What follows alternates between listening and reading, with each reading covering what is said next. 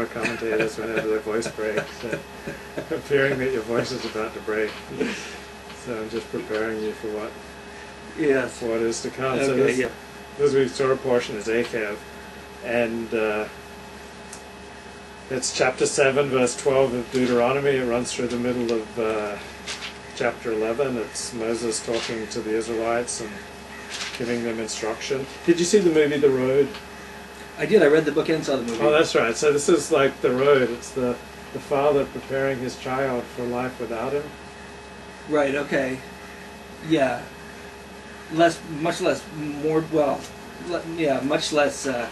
morbid than The Road, and this has the promise of success. Whereas in The Road, you're constantly waiting for the other shoe to drop. Especially in the book. Cannibals. In the book, Cannibals. You're really waiting for the kid to be eaten. Yeah. But it doesn't happen. Yeah, so it is. Moshe is preparing he's preparing them for carrying on without him. Yeah. Kind of like what we're doing for the Jewish people. Right. We're not going to be here forever. We won't be here forever. The Jewish people have to. Yeah. In the Jewish continuity. Yeah, I wonder how they'll. What's going to happen? Struggle on without our Torah. I don't know. I don't know how they made it this far. So this should be the reward. That's the first text. When you hearken to these laws and you observe them and do them, and God will safeguard your covenant with Him, and He will love you, He will bless you, He will multiply you, He will bless the fruit of your womb, the fruit of your land, your grain, your wine, your oil, the offspring of your cattle, the flocks of your sheep and goats, on the land that He swore to your fathers to give you. You will be the most blessed of all people. There will be no infertile male or infertile female among you or among your animals. Right. Yeah, this is a very. It reminded me of when I was a kid. We kind of favorably compared Judaism to Christianity because we thought Christianity was about enticing you with promises of heaven, whereas Judaism was not about enticements. And we weren't so base as to try to make give you a good deal to. But here, this is all about enticements and the rewards of this. The whole portion actually really seems like promises if you hearken to the law. Do you have any children, Joey? I've never asked you this. No. Well, maybe it's because you haven't been keeping the mitzvahs. Right. Because I haven't been multiplied. Yeah, and here it's very. Actually, I did read a couple commentaries on this, and it seems to say that observation of the seemingly lesser commandments is key here. So to be blessed and multiplied, you have to. I don't know which of the 613 are commonly disregarded or considered lesser, but I guess this portion is trying to emphasize those. Yeah, at least according to the rabbinic commentators. Yeah, they probably mean the lesser commandments, the ones that we're giving you that you couldn't find in a million years in the Torah. Right, exactly. Right. But these lesser ones that we're giving you that we came up with on our own. We're attaching to God, and we're telling you you'll be rewarded if you follow what we do. And then they're also even inserting, because there's nowhere in the plain text of this is there anything that would indicate it's about observing the lesser commandments. Right. So they're just kind of they're really taking liberties with the text, I think. But.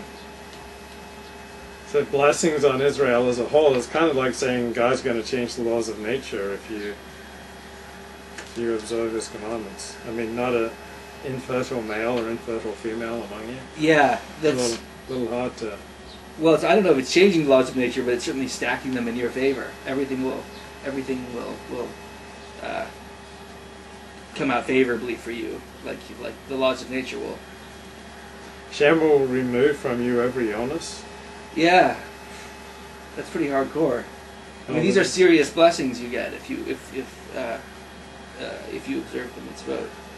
There's a different translation for verse 15. I think it's none of these diseases of Egypt. So when I was growing up as Seventh-day Adventist, there was a big emphasis on health in the Seventh-day Adventist Church, and they have this book, None of These Diseases. Basically, that if you observe the Seventh-day Adventist lifestyle, that you're much less likely to get. Right. Yeah, that seems to be a common theme. I remember running into that in different groups. including in the black Jews in Dimona thought no one would die in their community ever if they properly observed the mitzvot as they They understood were them. in for a shock. Yeah, they were, but it seems to be common among kind of biblically based religions that if you that you'll hew to the commandments and you won't, and it'll protect you from illness. Or not common, but it shows up frequently enough.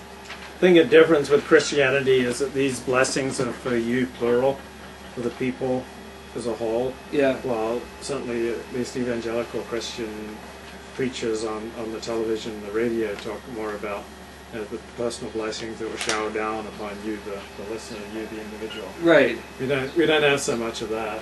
No, Everything's it's all about the collective people. here. It's very, right. Well, that's always seems consistent to you. That Christianity is more about the personal relationship with the divine, whereas Judaism is totally Israel centered, totally the people. It's not an individualistic religion at all. Yeah.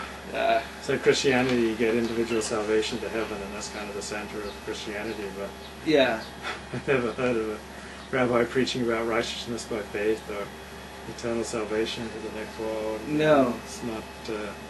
And you too can be saved. Right.